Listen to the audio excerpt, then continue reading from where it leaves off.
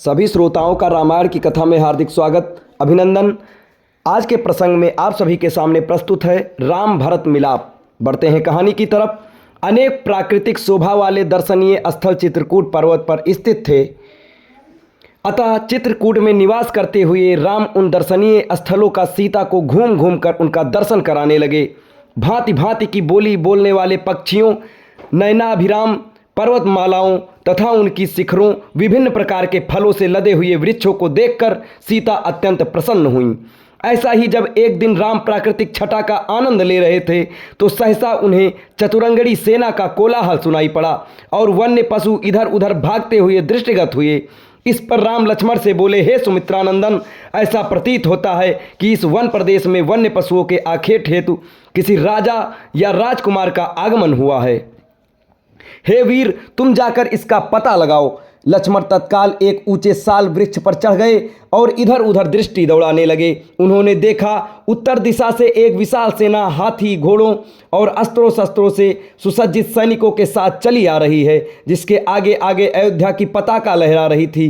तत्काल ही लक्ष्मण समझ गए कि वह अयोध्या की सेना है। राम के पास आकर क्रोध से कांपते हुए लक्ष्मण ने कहा, भैया, कैकेयी का पुत्र भरत सेना लेकर चला आ रहा है। अवश्य ही वह वन में अकेला पाकर हम लोगों का वध कर देना चाहता है ताकि निष्कंटक होकर अयोध्या का राज्य कर सके। आज मैं इस षड्यंत्रकारी भरत को उसके पापों का फल चखाऊंगा। भैया चलिए, कवचों से सुसज्जित होकर पर्वत की चोटी पर चलें। राम बोले, सौमित्र, तुम ये कैसी बातें कर रहे हो? धनुष तान कर खड़े होने की कोई आवश्यकता नहीं है। भरत तो मुझे प्राणों से भी प्यारा है। भला भाई का स्वागत अस्त्र शस्त्रों से किया जाता है? अवश्य ही वह मुझे अयोध्या लौट जाने के लिए आया होगा। भारत में और मुझ में कोई अंतर नहीं है, इसलिए तुमने जो कठोर शब्द भारत के लिए कहे हैं वे वास्तव में मेरे लिए कहे हैं। स्मरण रखो, किसी भी स्थिति में पुत्र पिता के और भाई भाई के प्राण नहीं लेता। राम के भत्सरना भरे शब्द सुनकर लक्ष्मण बोले, हे प्रभु, सेना में पिताजी का स्वच्छत्र के नहीं है, इसी कारण ही मुझे ये आशंका हुई थी। मुझे क्षमा करें। पर्वत के निकट अपनी सेना को छोड़कर भरत शत्रुघ्न राम की कुटिया की ओर चले।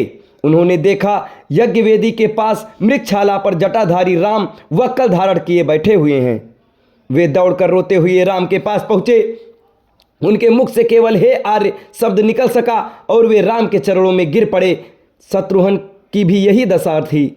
राम ने दोनों भाइयों को पृथ्वी से उठाकर हृदय से लगा लिया और पूछा, भैया, पिताजी तथा माताएं कुशल से हैं ना? कल कुलगुरु वशिष्ठ कैसे हैं? तुमने तपस्वियों जैसा वक्कल क्यों धारण कर रखा है? रामचंद्र के वचन सुनकर अश्रुपूरित भरत बोले, भैया, हमारे परम तेजस्वी धर्मपरायण पिता स्वर्ग सिधार गए।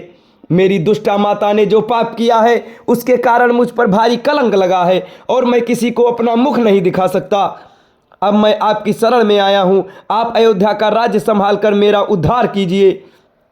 संपूर्ण मंत्रिमंडल, तीनों माताएं, गुरु वशिष्ठ आदि सब यही प्रार्थना लेकर आपके पास आए हैं। मैं आपका छोटा भाई हूं, पुत्र के समान हूं। माता के द्वारा पर मुझ पर लगाए गए कलंक को धोकर मेरी रक्षा करें। इतना कहकर भरत रोते हुए फिर राम के चरणों पर गिर गए और बार बार अयोध्या लौटने के लिए अनुनय विनय करने लगे।